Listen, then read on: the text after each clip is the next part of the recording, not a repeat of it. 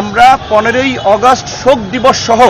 বিভিন্ন গুরুত্বপূর্ণ সিদ্ধান্ত যে সরকার নিয়েছে সেগুলো রিভিউ করতে বলেছি এবং আমরা সহ এখন পর্যন্ত যতগুলো রাজনৈতিক দল আজকের এই সভায় অংশ নিয়েছে প্রধান উপদেষ্টা এবং অন্যান্য উপদেষ্টাদের সাথে তারা পরিষ্কারভাবেই বলেছে 15ই আগস্ট এই আগস্ট হচ্ছে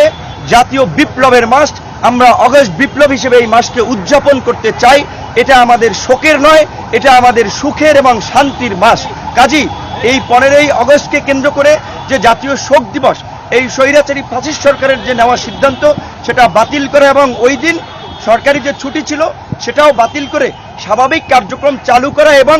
আওয়ামী ফ্যাসিস্ট শক্তি 15ই আগস্ট থেকে 21শে আগস্টের মধ্যে ঢাকায় যে তাণ্ডব চালানোর একটা মহা পরিকল্পনা নিয়েছে সেই পরিকল্পনায় সরকার যেমন আইন শৃঙ্খলা বাহিনীকে দিয়ে তারা মোকাবেলা করবে, একই সাথে আমরা এই আন্দোলনকারী ছাত্র জনতা